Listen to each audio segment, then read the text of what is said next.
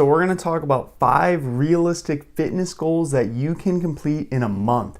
And a lot of people struggle completing fitness goals when they're doing anything in their normal life. So I'm going to hopefully give you some ideas, some actionable ideas that are actually realistic for a beginner or somebody just getting into fitness. And with that said, these are just ideas. They should be a springboard for something that you can implement in your own life. That's kind of the idea. And we're going to go over 5 of them and a few actionable tips on how to actually achieve them. And again, feel free, comment down below. Let me know what your fitness goals are currently. I'm really curious. But that's kind of the intro. So the first thing that we're actually going to talk about is exercising 7 times for 1 hour during the month. This is going to be the first thing that I think literally everyone can do. If you think about it as a goal, exercising 7 times for 1 hour during 1 month. That may seem like a lot, right? I've never exercised before. That's so much exercise. But let's break this down. When we do about 31 total days and we divide that by 7 sessions or 7 times, it's actually only about every 4.5 days. That's not really a lot of overall exercise, right? That's pretty doable. Some easy ways to actually implement this too, and you're thinking like, oh, I don't like exercise, oh, I don't want to try all these different things. Literally, what I recommend for people, and this is when they're starting out doing any types of goals, is to try everything. So there's weight classes. You can go try some free weights. You can go do some machines, cardio, yoga. You could just go walk outside. Swimming. A lot of people forget about swimming. Go out for a swim if you have lap pools. Try that out. Literally doing anything. And then you could take 7 different exercises and span that out through the entire month. And then look at that. You've literally completed 7 different exercises during that month. So it's a super simple goal, and you can even build on this more. You could even try to do 8 times for 1 hour during the month. Maybe 1 hour is too much and you can bring it down a little bit. But I think picking a specific amount of overall times that you are exercising makes it very, very actionable, especially when you're saying, I'm going to work out this many times exactly. So that's a really good starting point. If you are somebody who's just starting out and you're looking to complete a pretty reasonable challenge. And this next thing we're going to look at is how we can eliminate calories from our diet. Liquid calories specifically. And you might be thinking like, why does this matter? Well, the problem with liquid calories is that they're usually consumed in pretty high amounts by most individuals. And also a lot of beginners who are getting into fitness, they usually consume a large amount of overall liquid calories. So when we're thinking about ways to really easily lower our calorie intake, which as we know with dieting, lowering your calorie intake is one of the most crucial things. So by finding little things that we drink that contain a lot of liquid calories, this ultimately will lead you to finishing that in a month. So let's talk about where liquid calories come from. One that a lot of people might know is alcohol. Also, this may be shocking to some people, but fruit juices and lemonade. There's a lot of liquid calories in that. Soda, of course, a lot of people know that.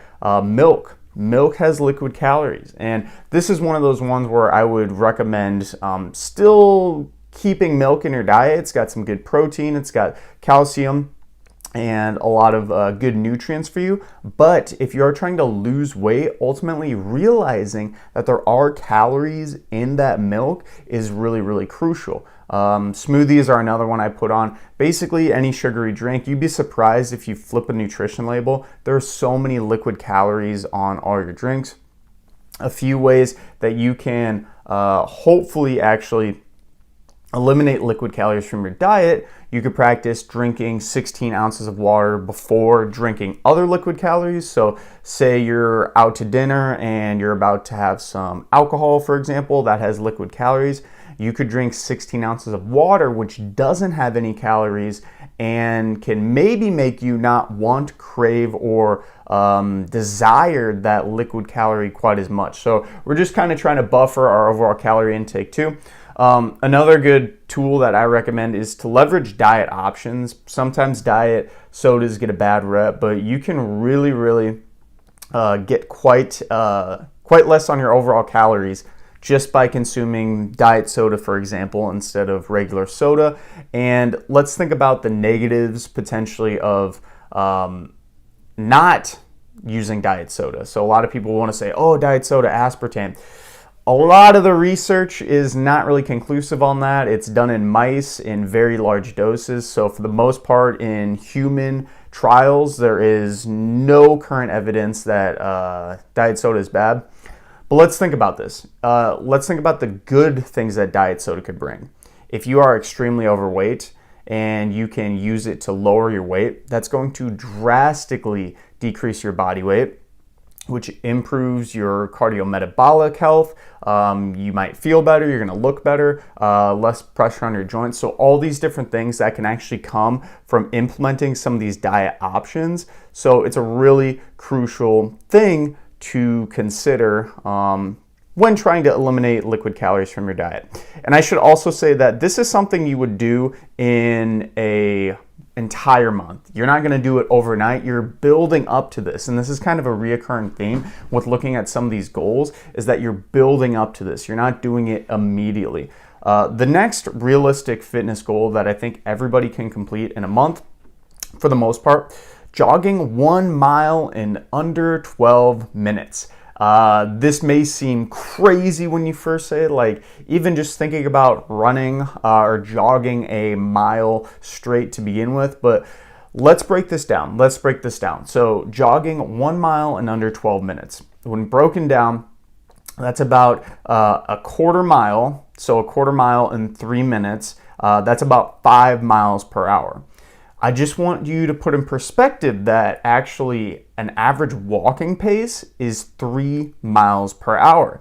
So just putting a little more jaunt in your step, doing a little bit more intense of a workout, let's say quote unquote jog, is gonna get you there, especially in under that 12 minutes, which is kind of what we're shooting for. And also, I should mention too, these goals are arbitrary. You can tweak them kind of as we talked about earlier. If you can't do a full hour, you can bring it down a little bit to maybe 30 minutes a day when you're trying to do that initial goal we talked about, right? Completing 7 hour-long sessions in the workouts through the week. Some ways you can implement this and lead to jogging 1 mile in under 12 minutes. Walking and jogging mile repeats. So this is something where maybe if you're on a treadmill, you would walk a quarter mile and then you would jog a quarter mile. Walk a quarter mile, jog a quarter mile. You could bring it down even further. You could just do half a mile to start. So you could say walk, what would it be? An eighth of a mile, jog an eighth of a mile. Walk an eighth of a mile, jog an eighth of a mile until you get to that half mile mark. And over time, you're going to build up. That's the idea. We're trying to slowly build these habits, slowly bring them into our life, and make us realize that when we break down these goals into actionable steps that we can do daily, it's not quite as daunting as it seems. And that's kind of the idea here. Another way you can also kind of improve your overall cardio just a little bit. Incline walking at the gym. This is low impact, so if you do have some knee issues, hip issues, it can be a great idea. Also, it's really challenging. It's really hard. I don't know if you've ever tried incline walking at the gym. Incredibly hard. And then the last thing I want to talk about, and this goes along with the term of specificity. If you want to become better at a specific attribute of fitness, you need to be practicing that attribute. So if we want to get better at jogging, we need to some degree get better at jogging. Otherwise, the efficiency, as in our body's ability to neurally be able to perform that movement, doesn't improve. And if that doesn't improve, you're basically hedging your bets on having really good cardio and just using that as a way to lead you to getting jogging under a mile. But let's think about this. If somebody was jogging for a very long time, also please like this video if you're getting some value from it so far. I would greatly appreciate it. Let's think about somebody who does a bunch of biking. Their goal is to still jog 1 mile in under 12 minutes. And they, instead of jogging and practice jogging and walking, that movement pattern, they just do biking consistently. How are their fitness results going to fare compared to somebody who does the walk and run that we talked about earlier? Of course, the person who's doing more specific movements for that actual goal, that's going to lead to it. So this is something that can be applied to push-ups or pull-ups, which we're actually going to talk about in just a second, but should be reiterated numerous times. If you are trying to do a specific goal, you need to be very specific in your overall programming. So super, super crucial. Another thing that I think most people should be able to do in a month, if they put their mind to it, is getting your first push-up or pull-up. And if you are somebody who already can do push-ups or pull-ups, maybe your goal is to do 5 more, maybe 10 total. And this is again when we're going to talk about specificity as some ways that we can lead up to this fitness goal. We need to be practicing variations of the movements, as in push-up and pull-up variations, which are doable for you, but also they're not going to kill you. So if you can't do a push-up right now, trying to just do a maximal push-up isn't really going to offer you much. We want to try to build some volume. So practicing variations of the movement, like an assisted pull-up, maybe even a lat pull-down machine. For a push-up, if you can't do a push-up, trying to do like an elevated push-up off the ground, elevated push-up off your knees. You could even do some wall push-ups, trying to build that overall strength. That's going to be super crucial. That's one thing you can do to lead to that goal of getting your first push-up or potentially 5 more, right? In addition to this, protein intake, super, super common, super crucial. We need to make sure, ideally, we're getting about that 1 gram per pound of body weight per day. So if you're somebody who is, let's say you weigh 150 pounds, you want to get about 150 grams of protein every single day. That could be another goal for yourself. That could be something maybe you already struggle with. So if we're talking about adding another goal, getting 150 grams of protein every single day for a month, you could then break this down again.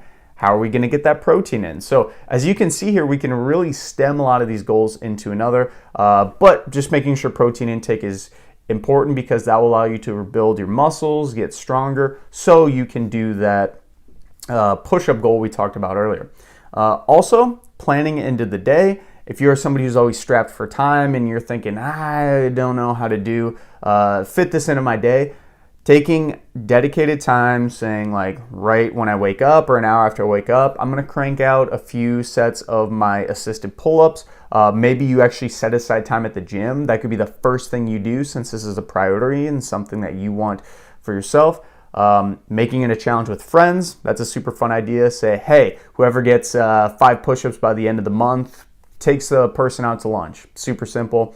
But also going back to this idea of specificity, we need to make sure that we are actually doing the specific activity to get better at, hence the specific activity. The last thing, goal I should say, that I think everybody can do, should be able to do, is to sleep 9 hours a night. Sleep 9 hours a night. Again, this isn't just something you're going to do on one day. This is by the end of the month, you have built up the capacity and ability to sleep 9 hours. So one of the best recommendations I can give people is to budget out your time.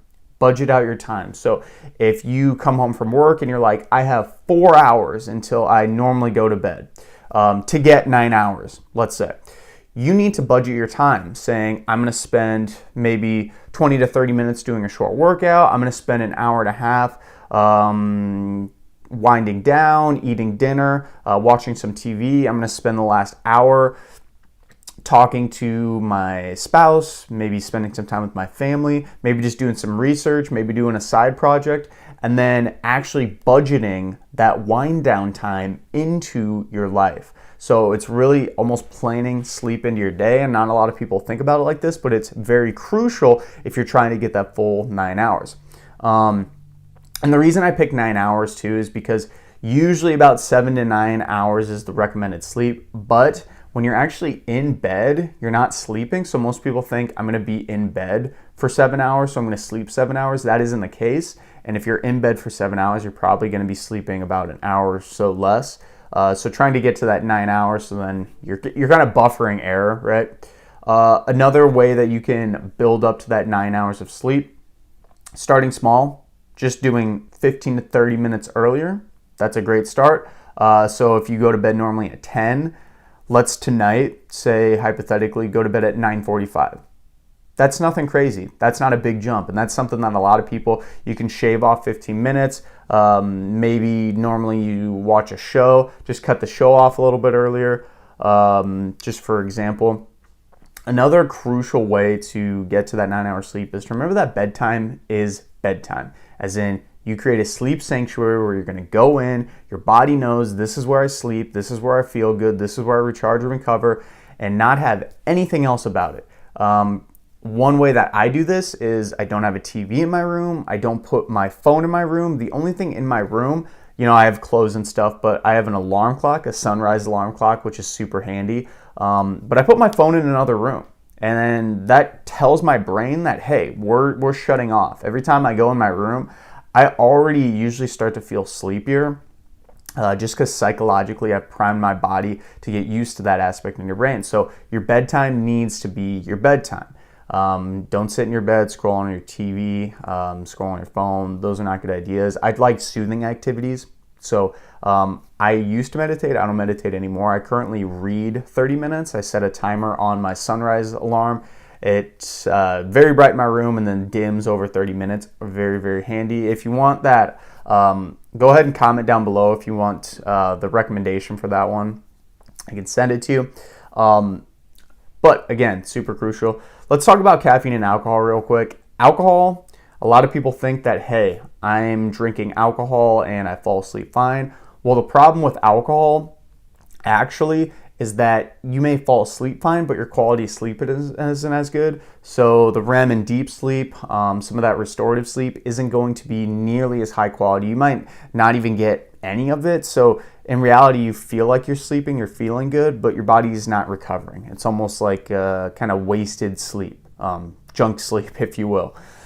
In addition to that, caffeine, some perspective, caffeine has a 6-hour half-life or a 12-hour quarter life.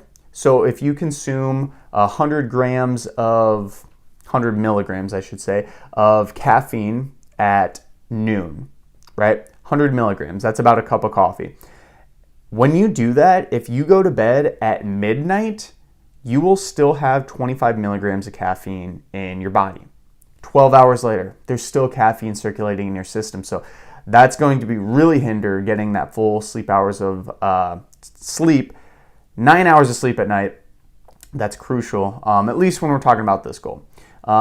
Stress management, we also talked about too. And again, these are just a few that you can implement into your life. I'd highly encourage you to write down a few fitness and health goals that are meaningful for you, and then break down, just like we did today, all the little steps that we can do to reach towards those goals, trying to make them daily actions that we can follow every single day, and you'll be good to go. Thanks for watching the video. Like, comment, and subscribe to the channel if you're enjoying videos like this. We help individuals inside the gym and become healthier in life, regardless of your current abilities. I'm going to link another video that you might also enjoy right now, so check that out as well.